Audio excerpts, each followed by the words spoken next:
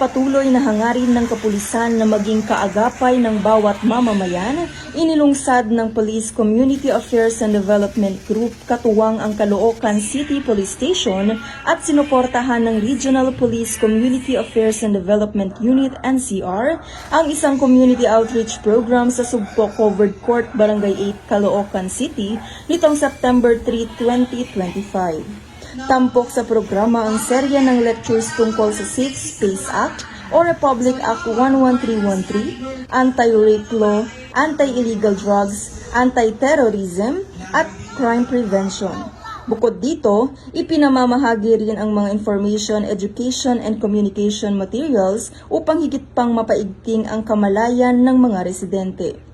Kasabay nito, tumanggap din ng food packs ang mga benepisyaryo bilang karagdagang tulong sa kanilang pang-araw-araw na pangangailangan. Ang kapulisan ho ng Caloocan ay hindi naman nagsasawang gumawa ng mga ganitong programa sa barangay. Halos every week ho meron kaming schedule na community awareness program sa both sa Caloocan North at Caloocan South. Ang nasabing inisyatibo ay patunay ng dedikasyon ng PNP sa pagbibigay ng serbisyong hindi lamang para sa seguridad kundi maging para sa kapakanan ng bawat Pilipino. Isang hakbang tungo sa katuparan ng visyon ng bagong Pilipinas na nagtataguyod ng ligtas, maayos at nagkakaisang komunidad.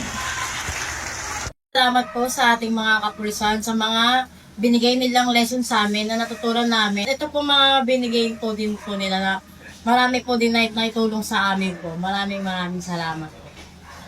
Mula dito sa Sugpo Covered Court, Caloocan City, ako po ang inyong PNN Correspondent Police Corporal Abigail Rojas. Alagad ng batas, tagataguyod ng Balitang Pulis.